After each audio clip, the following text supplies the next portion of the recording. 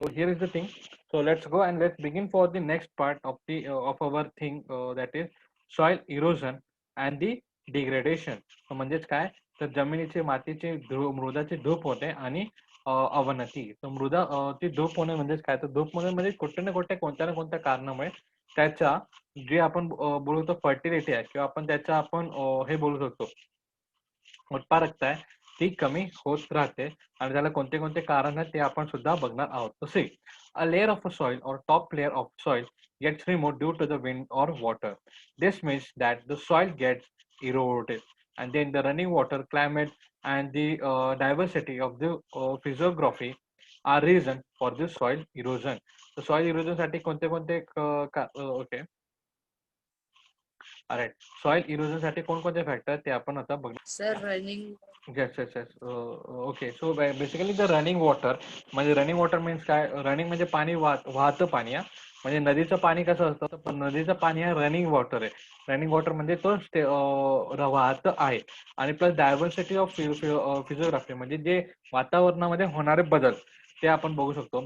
तर बघा ते एक जो वरचा लेअर आहे जो आपला मृदाचा किंवा मातीचा वाळूचा सॉरी वाळूचा नाही बोलतो मातीचा सॉइलचा जो वरचा लेअर आहे तो खूप असं सतत पडणाऱ्या पाण्यामुळे किंवा हवेमुळे हा वाहून जात असतो आणि तिथे जे दगड वगैरे ते असे वाहून जात असतात किंवा दुसरीकडे नेण्यात येतात.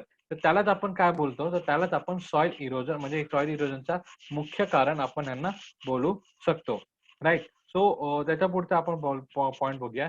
द सॉइल क्वांटिटी और quality soil quality. The soil quality may get lower due to this certain reason, and this is called degradation of soil. तर त्यांनी आपल्याला काय सांगितलं तर दोन आपल्याला त्यांनी जे डेफिनेशन आहेत ते त्यांनी आपल्याला दिलेलं आहे. तर वारा व पाणी ह्यांच्यामुळे मृदेचे थर वाहून जाते तसेच मृदेची धूप होते. वाते पाणी व हवामान व प्रकृतीच्या रचनेच्या विविधता यामुळे मृदाची धूप होते. मृदेची जशी धूप होते तसेच काही कारणाने मृदेचे आरोग्य बिघडते व ज्यास मृदेची अनवती होणे असं म्हणतात. अवनती होणे म्हणजे काय डिग्रेडेशन असं आपण म्हणत असतो. To obtain the higher agriculture yield and नंतर we can see the chemical fertiliser insecticides नंतर weedicides etc are used. The excessive spray of chemical and use of chemical fertilizer leads to the soil degradation. soil degradation म्हणजे काय soil degradation म्हणजे आपण basically simple word वापरू शकतो की ह्याचं health सॉइलची health. तर सॉइलची हेल्थ हेल्थ म्हणजे आरोग्य. तर सॉइलची हेल्थ आरोग्य कशा प्रकारे आपण म्हणजे कशा प्रकारे बिघडते तर बघा सतत आपण क्रॉप घेणे म्हणजे सॉइलला ब्रेक न देता किंवा जमिनीमध्ये आपण थोडासा काळ न थांबता आपण सतत सतत त्याच्यामध्ये उत्पादन घेत असणं चांगलं पीक निघते म्हणून आपण सतत सतत एकसारखंच उत्पादन घेत असणं आणि सतत उत्पादन घेत असणं हे दोन कारण. पुन्हा एकदा आपण म्हणतो केमिकल फर्टिलायझर यूज करणं पेस्टिसाइड यूज करणं औषधे वगैरे यांची फवारणी करणं. तर बघा याच्याकडे आपल्याला दिलेलं आहे बघा शेतीतून अधिक उत्पादन करण्यासाठी रासायनिक खते जीवंतनाशके तणनाशके इत्यादींचा वापर करणे आणि ह्यांच्या जास्तीत जास्त प्रमाणात आणि प्लस रासायनिक खते यांच्या जास्तीत जास्त प्रमाणात किंवा जास्तीत जास्त अभावात त्यांचा जर आपण वापर केलो तर आपल्याला सॉइलची डिग्रेडेशन होते म्हणजे काय होते आपल्या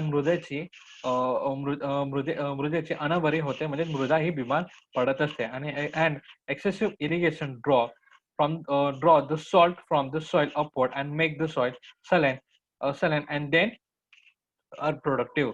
तो ह्याचाच अर्थ काय तर सतत जास्त प्रमाणात आपण जर हे केलं इरिगेशन केलं म्हणजे जे आपलं इरिगेशनला म्हणजे जलसिंचन ज्याला म्हणतात तर जलसिंचनचा सतत असलेल्या उपयोगामुळे किंवा अतिरिक्त जलसिंचनामुळे जमिनीत क्षार वर येतात व जमीन गारपीट होत गारपीट म्हणजे तर बघा आपण एक ऑब्झर्व केलं असेल भले आपण नॉर्मली घरी पण केलं असेल की बघा जर एखाद्या बादलीमध्ये पाणी हे 3-4 दिवसासाठी जर आढळलं तर सर्टन काही वेळानंतर आपला जर ज्या पाणीला किंवा बादलीला सॉरी पाणी काढल्यानंतर ज्या बादलीला आपण टच केलं तर तिथं आपल्याला थोडासा गाळा जमा झालेला किंवा त्याच्यातला क्षार जमा झालेला आपल्याला एक्सपिरियन्स होतो. म्हणजे काय होतं जर एखाद्या खड्ड्यामध्ये ओके किंवा एखाद्या जमिनीच्या तुकड्यामध्ये किंवा खड्ड्यामध्ये इथं मी कलर चेंज करतो just give me a second. तो बघा एखाद्या खड्ड्यामध्ये किंवा एखाद्या जागी जेव्हा आपण जलसिंचन करतो आणि पाणी साठवून ठेवत असतो तर तेव्हा बेसिकली काय होतं तेव्हा त्या पाण्याचे क्षार किंवा पाण्याचे क्षार आजूबाजूला जमा होत असतात आणि वर येत असतात, जेणेकरून त्या जमिनीमधलं सॉल्ट म्हणजे क्षार हे वाढून त्याच्यातलं जी प्रोडक्टिव्हिटी आहे म्हणजे त्याच्यात जे उत्पादन घेण्याची क्षमता आहे ही कमी कमी होत असते.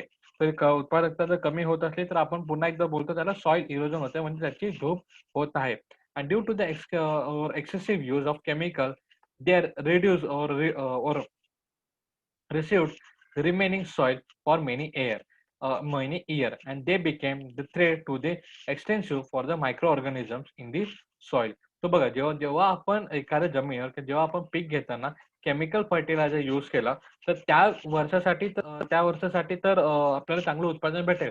परंतु ते केमिकल फर्टिलायझर किंवा रासायनिक खतं असतात ते जमिनीवर तसाच्या तसाच आपल्याला जमा झालेले दिसतात आणि ते केमिकल्स हे काय करतात तर आपले जे जैविक घटक आहेत, जे बायोटिक फॅक्टर्स आहेत सॉइलचे, त्यांना नष्ट करण्याचं ते काम करत असतात. डायरेक्ट इनडायरेक्टली त्यांच्यावरती इम्पॅक्ट पडून ते नष्ट होऊ शकतात आणि जेणेकरून भलेही आज तुम्हाला चांगल्या प्रकारचे प्रोडक्शन भेटत असेल केमिकल फर्टिलायझर वापरून, परंतु इन फ्युचर म्हणजे भविष्यामध्ये आपण त्याचं जे उत्पादन आहे ते कमी झालेलं आपल्याला दिसून येईल आणि कारण त्याच्यातला जो बायोटिक जो फॅक्टर आहे म्हणजे जैविक गोष्ट आहे, ती सतत म्हणजे ती ती कमी हळू कमी होत कारणामुळे आपल्याला इन द एंड जो फॅक्टर्स आहे म्हणजे जी प्रोडक्टिव्हिटी आहे, जी उत्पादक क्षमता आहे ती कमी झालेली आपण बघू शकतो. And it's lead to the lower of the humus content in the soil and the plant do not get the micro nutritions. तर याच्या कारणाने आपण जे रोपटे वगैरे लावतो की आपण जे खतं घेतो ते खतांना बेसिकली काय भेटत नाही तर त्यांना हवे ते न्यूट्रिशन्स भेटत नाही. जसे आपल्याला न्यूट्रिशन्स गरज असतात आणि तशा प्रकारे त्यांना सुद्धा न्यूट्रिशन्सची गरज असते. And if the pH of soil thus get disturbed, it is it is a sign of soil degradation. म्हणजे काय जर पीएच म्हणजे म्हणजे जे आम्ल आहे की नाही म्हणजे ऍसिडिक आहे का बेसिस आहे म्हणजे आम्ल आहे की नाही तर हे सुद्धा पर्सेंटेज जर हल्लं गेलं म्हणजे मृदामध्ये आम्लपणा हा जर वाढला म्हणजे काय ऍसिडिटी ज्याला आपण म्हणतो सॉइलमध्ये जर ऍसिड्स वाढले, ऍसिडिटी नाही तर सॉइलमध्ये ऍसिड वाढले तर त्यामुळे सुद्धा आपण त्याला डिग्रेडेशन आपण त्याला म्हणू शकतो. जेणेकरून काय होतं तर जेणेकरून आपण बोलतो की मृदामध्ये उत्पादनता ही कमी होते आणि हे बघा इथं आपल्याला फॅक्टर दाखवलंय डिग्रेडेशन म्हणजे अशा प्रकारे जर सॉइल आजारी झाले तर त्याच्यामध्ये भेगा पडतात. पाणी त्यामध्ये होल्ड होऊ शकत नाही आणि जर पाणी होल्ड होऊ शकत नाही असं प्रमाणे बघता आणि जर पाणी होल्ड होऊ शकत नाही तर रोपटे उगवणार का? Then answer is no. Right. So बघा इथे आपल्याला सॉइल इरोजन दाखवलं तर या सॉइल इरोजनमुळे जो हवेमुळे त्या पाण्यामुळे इथला जो वरचा लेअर आहे सतत सतत उडताना आपल्याला दिसतोय आणि जेणेकरून त्यांची सुद्धा उत्पादकता ही कुठे ना कुठे कमी झालेली आपण बघू शकतो. राईट. सो आता आपण एक डू सेशन आपण बघणार तर डू बॉक्स आपण बघणार. तर डू बॉक्समध्ये आपल्याला काय सांगितलंय तर डू बॉक्समध्ये आपल्याला असं सांगितलंय तर जॉग्राफिक इंडिकेशन ज्याला आपण GI मार्क असं म्हणतो. तर certain soil are the best suited for the certain crop. Hence, the crop production of that and the crop production of that crop became the specialty that area, and such crops are given in the status of geographical indications. For example, the Hapus mango of Sindhudurga and the crusted apple of Breed district and the oranges of Nagpur. तर त्यांनी काय सांगितलं तर जे बघा पीक आपण कोणत्या जमिनीमध्ये घेऊ शकतो हा पीक हा आपण कोणत्याही जमिनीमध्ये घेऊ शकतो परंतु त्याची क्वालिटी म्हणजे त्याची जो क्वालिटी आपण जे बोलतो त्याच्यावरती कुठे ना कुठे काही ना काही फरक हे पडत असतो. म्हणजे त्याच्या तो चांगला आहे की नाही किंवा खराब आहे याचा जो स्टेटस आपण जे बोलतो ज्याला आपण क्वालिटी म्हणतो त्या क्वालिटीवर कुठे ना कुठे फरक हा पडताना आपल्याला दिसतो. जर चांगल्या जमिनीवर जर आपण चांगल्या जमिनीवर जर आपण उत्पादन घेतले आणि सुटेबल जमिनीवर जर आपण उत्पादन घेतले तर त्याची क्वालिटी ही खूप चांगली असते आणि जेव्हा ती घटना किंवा अशा प्रकारची जी गोष्ट जेव्हा दिसतात त्यावेळेस आपण बघू शकतो त्याला GI इंडिकेशन म्हणजे जॉग्राफिकल इंडिकेशन GI टॅग त्याला जे म्हणतो जॉग्राफिकल इंडिकेशन टॅग हा त्याला लावण्यात येतो. म्हणजेच काय तर भौगोलिक ओके भौगोलिक मानांकन मिटिगेशन मीन्स भौगोलिक मानांकन त्याच्यावरती लागलेलं आपण बघू शकतो. तर त्याचे काही एक्झाम्पल आपल्या महाराष्ट्रातले कोणते आहेत तर ऑरेंज आहे नागपूरचा, नंतर आपण बघतो म्हणजे संत्री नागपूरचे, नंतर हापूस आहे आपला सिंधुदुर्गाचा, नंतर कस्टर्ड ऍपल आहे जे आपलं आपण जे सफरचंद बोलतो ते आपल्या बीडचे. राईट. तर बघा बीड जिल्ह्यातील सॉरी कस्टर्ड ऍपल सॉरी सफरचंद नाही बोलत सीताफळ सॉरी कस्टर्ड ऍपल म्हणजे मी डायरेक्ट सफरचंद बघितला तो सीताफळ आहे आणि नंतर नागपूरचे संत्री, आणि सिंधुदुर्गाचा हापूस आहे याच्यामध्ये आपण बघू शकतो, राईट. तर अशा प्रकारे जीआय टॅग लागतो. तो जीआय टॅग केव्हा लागतो? जेव्हा ती जमीन ही त्या खतासाठी एकदम उत्कृष्ट असते आणि त्या जमिनीमध्ये घेतलेला हा खत, पण त्या जमिनीमध्ये घेतलेला म्हणजे नागपूरच्या जमिनीमध्ये घेतलेली संत्री ही बेस्ट संत्री असते, अशा प्रकारे आपण बोलू शकतो, राईट. तर आता बघून घ्या सॉइल कन्झर्वेशन. तर आपल्याला इथं कळालं की सॉइल आजार कसे होते, म्हणजे मृदा ही आजारी कशी पडते, म्हणजे डिग्रेडेशन त्याचं कसं होतं आणि सॉइल इरोजन सुद्धा कसं होतं याच्यावरून आपण बघितलेलं आहे. तर आता बघूया पुढचा पॉईंट. तर पुढचा पॉईंट असा की त्याचं कन्झर्वेशन, म्हणजे त्याला आपण सांभाळू कसं शकतो, त्याचं आपण संरक्षण कशा प्रकारे आपण करू शकतो हे आपण आता बघणार आहोत, किंवा संधारण आपण त्याचं कशा प्रकारे करू शकतो ते आपण आता बघणार आहोत. तर considering the importance of soil, it is necessary to conserve it. It is necessary to protect the fertile soil for farmland for getting washed due to the rain. And soil conservation include the work like construction of uh, embankment and planting the trees on them and constructing the gully plug against the steep slopes, etc. And such works are taken up the Departmental of Soil Conservation. तर बघा त्यांनी आपल्याला काय सांगितलं, तर आपल्याला जमीनचं संधारण करणे म्हणजे कन्झर्वेशन करणं हे सुद्धा खूप इम्पॉर्टंट आहे. कारण आपण पीक कुठे घेऊ शकतो? तर फक्त जमिनीमध्ये, सॉइलमध्ये, चांगल्या सॉइलमध्येच आपण पीक घेऊ शकतो. आणि जर त्याची फर्टिलिटी म्हणजे प्रोडक्टिव्हिटी किंवा पीक पीक क्षमता, पीक घेण्याची क्षमता जर कमी कमी झाली, तर आपण बघू शकतो की ते सॉइल सुद्धा ही खराब होण्याचे निशाणे आहेत. तर ते होऊ नये त्यासाठी आपल्याला काही कार्य केले पाहिजे. आणि ते कार्य कोण करते? तर मृदा सुधारण विभागाद्वारे ते कार्य केले जाते. आणि कोणते कोणते ते कार्य आहेत? तर पावसाचं पाणी बाहेर जाऊ नये म्हणून शेतकऱ्यांनी बंदिस्ती करतात. म्हणजे काय, तर ते एका ठिकाणी बांध बांधतात. म्हणजे शेतीतलं पाणी बाहेर जाऊ नये म्हणून. जर आपण बघा गावाकडे बघतो शेती शेती अशा प्रकारची लँड असते, परंतु शेतीमध्ये आपल्याला एवढं मोठं आपल्याला एक म्हणजे 2 जमिनीमध्ये एक एवढं मोठं आपल्याला मातीचं बनलेलं एक थोडासा डोंगर टाइप आपल्याला तिकडे दिसत असतो. त्याला आपण बोलू शकतो बांधणी. त्यालाच आपण बोलू शकतो basically what we can say the embankment. जेणेकरून काय होतं, इथला जो पाणी आहे तो इथेच थांबेल आणि इथला पाणी आहे हा इथेच थांबेल. अशा प्रकारची एक थोडीशी ती योजना करतात, राईट. त्याच्यानंतर आपण बघू शकतो प्लांटेशन म्हणजे planting tree. This is the important. आणि हा एक सरळ पार्ट आहे प्रत्येक एका गोष्टीसाठी, म्हणजे झाडे लावणं हे सुद्धा एक काम आपण करू शकतो. ते एक झाल्यानंतर जर डोंगरावरचे म्हणजे उतारावरची जर जमीन असेल तर इथे दगडांनी बांधावे, की जेणेकरून जो हे डोंगर आहे, राईट, डोंगरामध्ये जर उताराचा भाग असेल तर अशा प्रकारे दगडांनी बांधणे, जेणेकरून तिथला जो पाणी आहे तर त्यांच्यावरती पडणारं पाणी हा खाली वाहून न जाता तिथे साठवून तिथे आपल्याला शेती करण्यात मूलभूत व्हावे, अशा प्रकारची अवस्था किंवा अशा प्रकारची सिस्टम सिच्युएशन तिथे क्रिएट करून आपण मृदा संधारण करू शकतो, म्हणजे कन्झर्वेशन आपण करू शकतो. The planting trees can also control the velocity of wind, and this helps in reducing the erosion of this soil by wind. And the plant roots are hold the soil, and this also reduces the erosion of soil.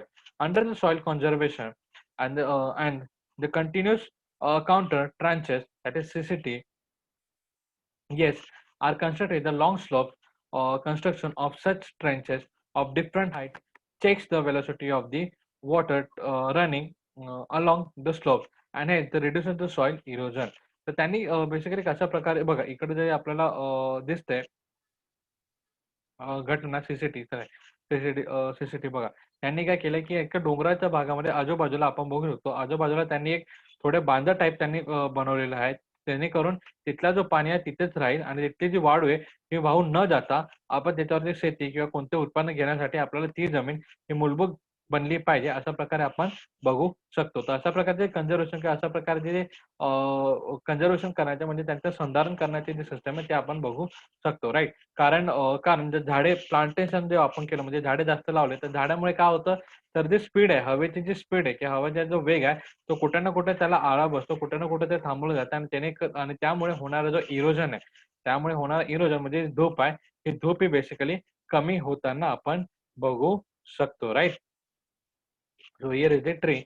The government of Maharashtra has implemented the watershed, that is catchment area. Okay, the development program under which the construction of embankment along the slopes in rural area. right, in rural area. Introducing the CCTVs along the steep slope are undertaken. This leads to the success of scheme arrest water and let it percolate. So this has resulted in rising the groundwater levels and reducing the erosion of soil. Recently, the government has launched the scheme called Jalayukta Shivar.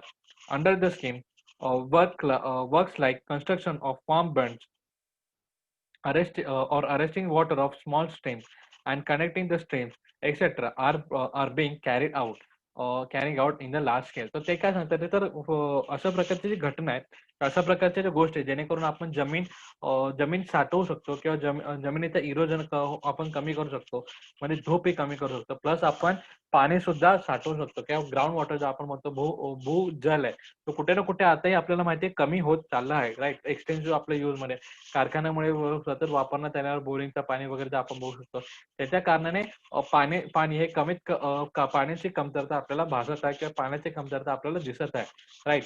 तर पाण्याची कमतरता, पाण्याचे भासणे हे किंवा जमिनीची धूप हे वाचवण्यासाठी गव्हर्नमेंट ऑफ महाराष्ट्र म्हणजे महाराष्ट्र सरकार हे खूप असे प्रयत्न करत आहे. तर कॅचमेंट एरिया म्हणजे ज्या ठिकाणी पाण्याची कमतरता आहे किंवा पाणी तिथं ज्या ठिकाणी टिकत नाही, त्या ठिकाणी त्यांनी एक संकल्पना, एक योजना त्यांनी राबवलेली आहे. तर त्याला काय म्हणतात, पाणी अडवा व पाणी जिरवा. म्हणजेच काय, arrest water and let it percolate जिरवा, राईट. सो अशा प्रकारचे त्यांनी एक योजना केली. आणि सीसीटीव्ही आपण बघतोय, नंतर काउंटर बिल्डिंग जे आपण इकडे बघतोय बघा, काउंटर बिल्डिंग म्हणजे बरोबरती जे 2 लँड्स असते त्या लँडच्या मध्ये एक बांध बांधणे, राईट, जेणेकरून तिथला जो पाणी आहे तिथल्या तिथं राहणे. प्लस अशा प्रकारचे छोटे वेल्स म्हणजे छोटे बांध बांधणे. आणि प्लस आपण बघू शकतो की असे तर हे नाही तर बेसिकली अशा प्रकारे आपण बघू शकतो की पाणी अडवून पाणी जिरवायचं काम चालू आहे. आणि प्लस आपले गव्हर्नमेंट ऑफ इंडिया म्हणजे त्यांच्याकडून संयुक्त शिवार ही एक योजना चालवण्यात आली. ही एक स्कीम चालवत आहे की ज्या स्कीम खाली काय काय कार्य होते, म्हणजे सरकारची ही योजना आहे. सरकारची योजना असं आहे की जेणेकरून जे गरीब लोक आहेत आणि जे पुअर शेतकरी किंवा आपलं गावाभागात आपण जे बोलतो, गावाच्या क्षेत्रामध्ये पाणी हे अडवून त्यांना प्रशिक्षण देऊन, त्या लोकांना प्रशिक्षण देऊन ते पाणी अडवून ते काम करतील, जेणेकरून पाणी अडवून पाणी जिरवून ते शेतीसाठी ते उपयोग करू शकतील, जेणेकरून त्यांचं उत्पादन वाढेल. अशा प्रकारची योजना हे ऑलवेज राबवले जातात. आणि प्लस त्याच्यामध्ये काय काय होतं, एकतर पहिली गोष्ट अरेस्टिंग ऑफ स्मॉल स्ट्रीम्स. तर बघा, वॉटर असं विवर सारख्या अशा ज्या घटना आहेत त्याच्यामध्ये वॉटर अरेस्ट होतं आणि प्लस तो जिरवला जातो.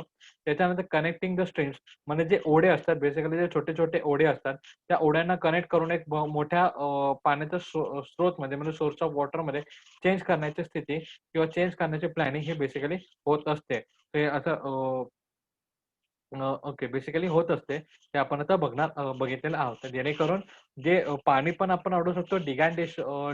डिग्रेडेशन म्हणजे ते आपण बोलतो जे मृदा आजारी होते ते वाले सुद्धा घटक आपण सांडू आणि प्लस सॉइलचं इरोजन सुद्धा आपण थांबवू शकतो. म्हणजे जमिनीची धूप सुद्धा आपण थांबवू शकतो.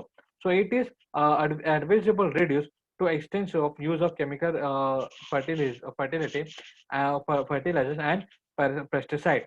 If the organic manners, and we can call it vermicompost, and the compost are used regularly, it helps to maintain the pH level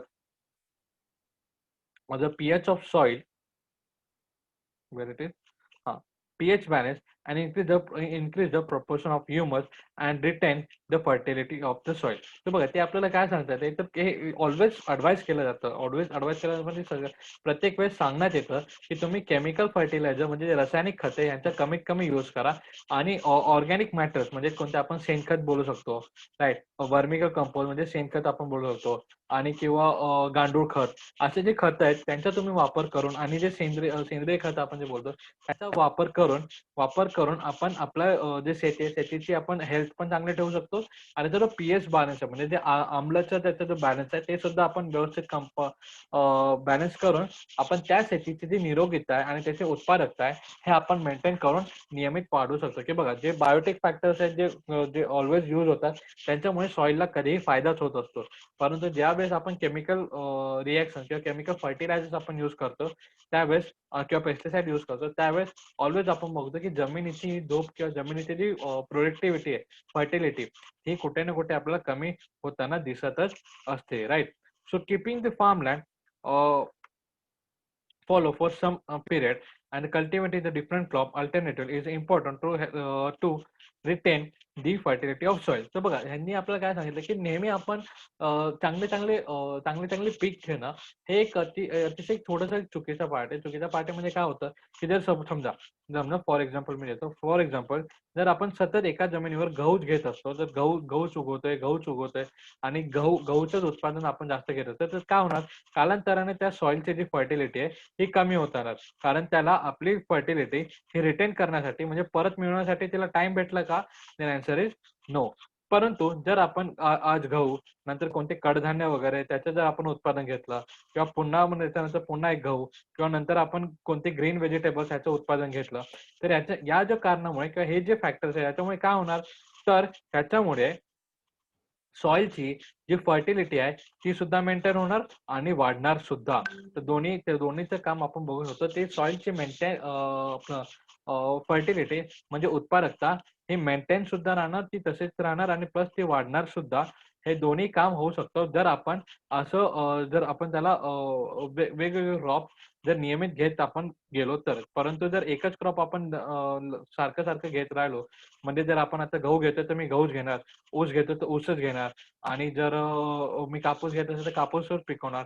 ही जी एक मेंटॅलिटी किंवा ही जी एक घटना आहे, ही या घटनेमुळे किंवा अशा अशा गोष्टीमुळे आपली जी सॉइलची उत्पादकता आहे किंवा आपली जी फर्टिलिटी आहे, उत्पादकता ज्याला आपण म्हणतो, ती कमी होऊ शकते आणि जर ती कमी झाली तर ती पुन्हा रिगेन करण्यासाठी आपल्याला खूप टाइम लागू शकतो. परंतु परंतु जर आपण ऑर्गॅनिक खतं वापरले, राईट, ऑर्गॅनिक खतं म्हणजे आपण जर शेणखत वगैरे किंवा गांडूळ खत आपण वापरले आणि त्यासोबतच जर आपण बोलतो ना एक क्रॉप सायकलने जर आपण घेतलं, म्हणजे आता जर आपण बीट घेतलं म्हणजे गहू घेतलं, त्याच्यानंतर आपण जर कडधान्याचं जर आपण उत्पादन घेतलं तेव्हा किंवा पुन्हा किंवा त्याच्या जागी कडधान्याच्या जागी पालेभाज्याचं आपण उत्पादन घेतलं आणि त्याच्यानंतर पुन्हा एकदा जर आपण गहूचं उत्पादन केलं, या कारणामुळे आपला पीएच बॅलन्स म्हणजे आम्लीय पदार्थाचा जो बॅलन्स आहे तो सुद्धा मेंटेन राहील आणि प्लस उत्पादकता फर्टिलिटी ही सुद्धा मेंटेन राहील. तशा प्रकारे आपण बघू शकतो की की कोणते कोणते वेज आहेत, कोणते कोणते दुसरे रस्ते आहेत की जेणेकरून आपण पाणी साठवू शकतो. जमिनीमध्ये पाणी जिरवून आपलं जो ग्राउंड वॉटर आहे म्हणजे भूजल हे सुद्धा वाढू शकतो. हे एक पॉईंट बघितला आणि प्लस आपण कोणते कोणते खत आणि कोणत्या गोष्टी व्यवस्थित नियमित वापरून आपले जे खत आहेत किंवा आपली जी जमीन आहे त्याची उत्पादकता वाढून आणि ती नैसर्गिकरित्या वाढून नॅचरल वेने वाढून आपण ते मेंटेन करू शकतो. हे सुद्धा आपण या लेसन्स मध्ये पाहिलेलं आहे, राईट. त्याच्यात कोणाला काय डाऊट असेल तर यू गॅस कॅन आस्क. कोणाला काय डाऊट? कारण अशा प्रकारे आपला जो एक्सरसाइज आहे तो एक्सरसाइज इथं चालू झालेला आहे, म्हणजेच आपला जो लेसन आहे तो इथं संपलेला आहे, राईट.